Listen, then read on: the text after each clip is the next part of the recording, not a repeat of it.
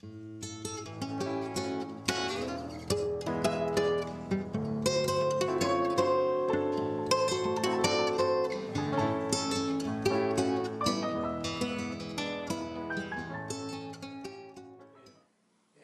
a good swimmer, and he pulled him out, and so they had him up on the dam there because again this was low water, and so that's the first time I'd ever seen anybody do mouth to mouth or yeah. or That was a deputy, wasn't it, Larry? A sheriff's deputy? yeah, I think it was, but then eventually a doctor come down there. Well, I just remember because I remember the one kid's sister was wailing. You could hear. Yeah. It was kind of surreal, you know, kind of. Yeah. You know, here's these guys. You know, people are working on them. These kids are working on them. And, yeah, everything was real quiet except that one girl wailing. Yeah. And. No, I think I don't remember that. Yeah, Woody got involved. He was given. I'm thinking, old Southern Woody. You know, he was an okay guy, but he'd be giving this guy. I wonder how he felt about giving this guy mouth to mouth. He was a young kid, you know. AIDS wasn't a problem, concern back then, but it was just a unique experience for me to see Woody giving this guy mouth to mouth resuscitation. But neither one lived. No. They both died. Nelson was a good-looking guy. Nelson Bella? Yeah. Yeah, okay. He had a super voice, real velvet, you know. And, but on a more personal level, there was a high water period when water was going over the dam. And I would say there was, you could gauge the approximate depth of the water at the dam. Sometimes just be trickling over, you know, or just mildly high water. Other times, it might be just a little ripple. You never knew the dam was there. Just heard a little bump, you know, slight bump. But during this period, it was water. I'd say maybe there was 3 feet of water coming over the dam, and you know the dam was nice and level, straight across, and so it uniform all the way. And do you remember Dave? Was this there? No. He was a year or so older than me. Yeah. Oh yeah, it could be quite a bit older than Joanne. Yes. Okay. Well, he used to live at the corner of, what's the next street? You're at 15, you were at 1531 is your address? Mm-hmm. Well, he was the next block down, which is, what do they call that project? Riverside? Yeah, I thought it was Riverside. I think it's Riverside, right? Okay. Well, he was. Did he live in that big white house there? Big white house, yeah. Way in the back, right? Yeah. Was that like his mom was Tess I don't know, but that made all those cakes? No, might have been his grandmother. his mom and dad were divorced, Yeah. and his father had him. And back then, that was unheard of. Yeah. his father drowned. Oh, really? Yeah, Dave Vicentek's father drowned? drowned. Did he really? And so here's David. Him and I took Lester Alexander's boat. He had a rowboat, and I don't know if I provided the oars or I might have borrowed them from the Nelsons or something. Borrowed? No, yeah, borrowed them because it was to take them, just how to take them, and it didn't belong to it was against the law. Okay. We used to steal out every boat that came down there. Anyhow, Davey put himself in charge. He's the one that secured the boat, and I think I got the oars. But so we rowed down to the dam, and Davey could not swim, and we didn't bother with any stupid life jackets. So he goes. Couldn't find any steel there. Really? Yeah, there were some who could take him for free, but There wasn't any by the oars. Well, see, that should have been a phrase. Stupid us couldn't find any life jackets, not any. We couldn't find any stupid life jackets. But he took this boat. He was rowing it, and he went right straight into that dam. Now wait a minute, with the bow of the boat, and it was no problem. It bounced off. It just pushed you right out. You might have taken a couple dollar in because you're going straight into the dam. And he thought that was pretty cool, so he went into it again. Next thing you know, he's laughing, and he couldn't swim a lick. And he's like yucking it up. He's rowing this boat. David, let's get out of here. No, this is cool. He kept bumping the thing, and pretty soon the boat started getting a little bit sideways. Next thing you know, the water started rushing into the boat. You know, he got sideways to the dam, and the water started filling up the boat. I jumped as far as I could.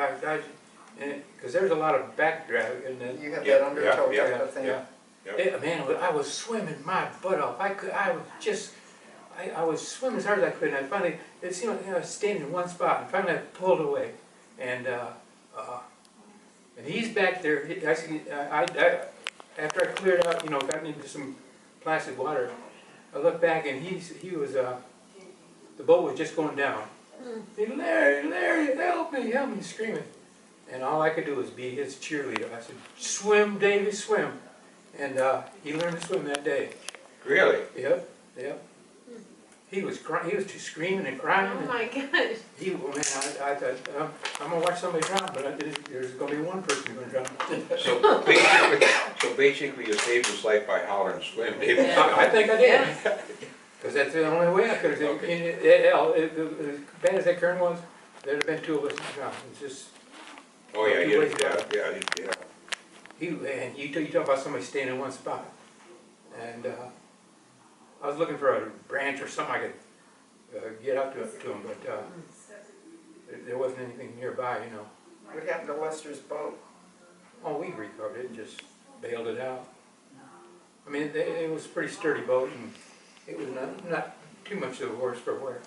But boy, that was my God. And I said, oh my damn, his dad dropped. And you know, what the hell's going to be the consequence? What's this going to turn into? You know, with all the stories about that river, that never deterred us from going down there. That's right. Oh, we fished a lot there. What? We fished a lot there. Yeah. Your dad, I don't know, did he ever tell you about the dam down by 15th Street?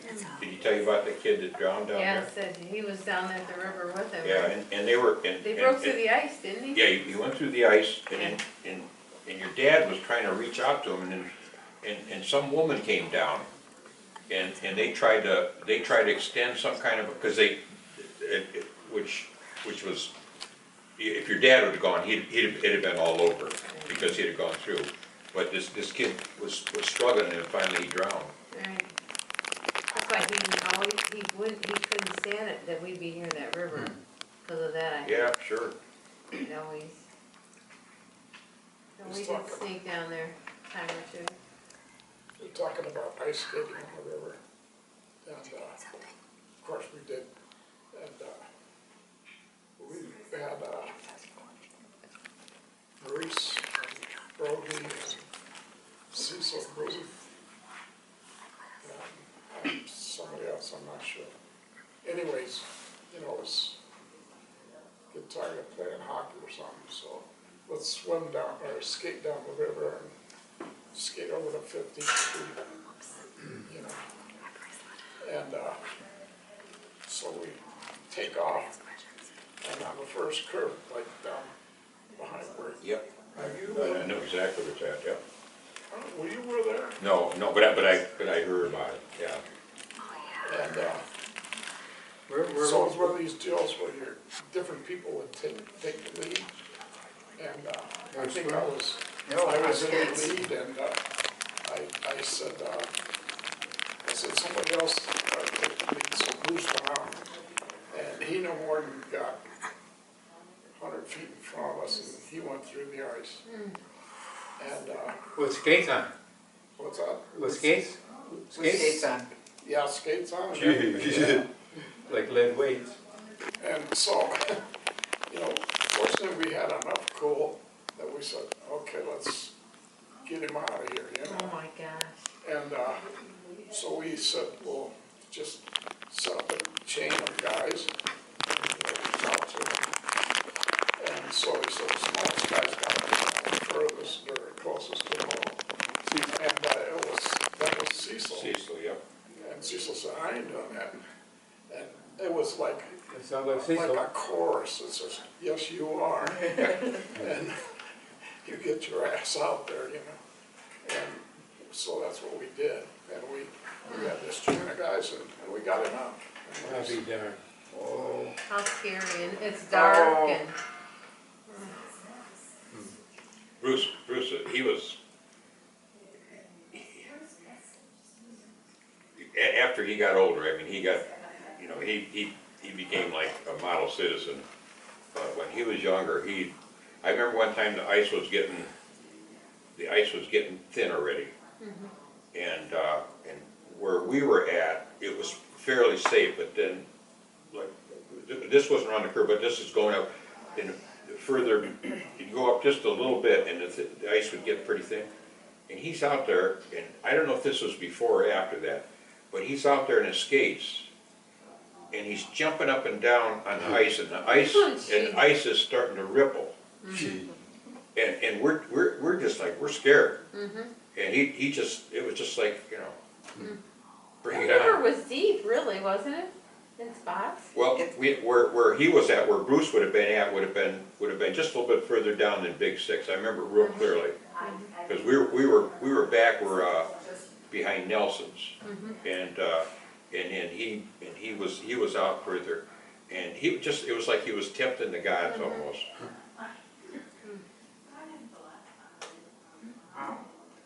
I was sitting pins one night, and you remember when Stoney got robbed, beaten and robbed? I just vaguely remember something about There that. was some surly kids from Amherst that, there's a batch of about half dozen of them that, after a few months working there at Stoney's Rainbow Lanes. Was his name really Stoney? It was Michael Stone, wasn't it? Oh, Michael really? Stone, yeah. I didn't know that. Anyhow, they lured him outside, and one guy hit him over the head with a 2x4, and then they got some, I don't know Oh my what, God. some minimal amount of money, and they had him incarcerated within less than a day, you know, I think less than a day. I mean, all the evidence, but I remember that, man, they were some evil damn kids. And especially this one, he's the ringleader, he's a little short guy with at least one tooth, maybe more missing from the front. He was just an evil looking, acting, you just didn't want to, you know, you could just, you Did didn't you want work to. there? Yeah, setting pins. And, yeah, you became worldly once you set up a few pins. Anyhow, I'll call him Butch for lack of another word. I can't remember what his name was.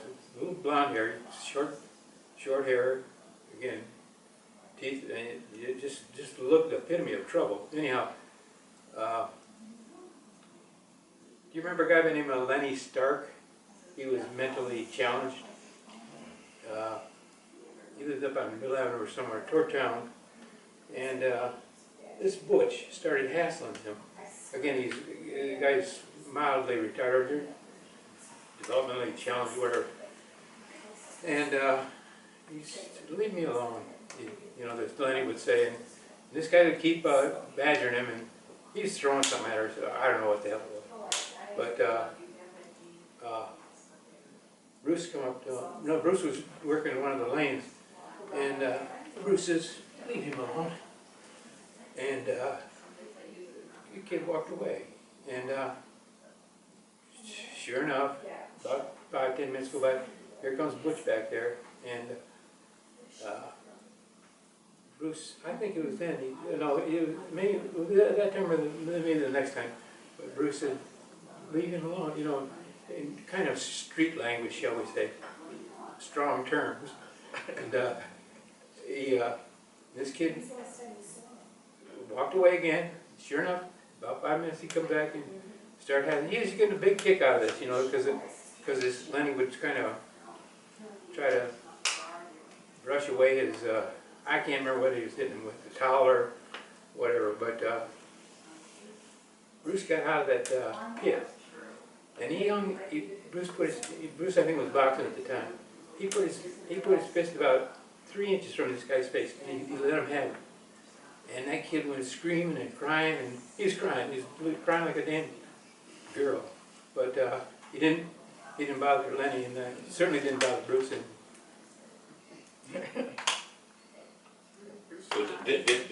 so that was, but the guy didn't bother the guy anymore. no.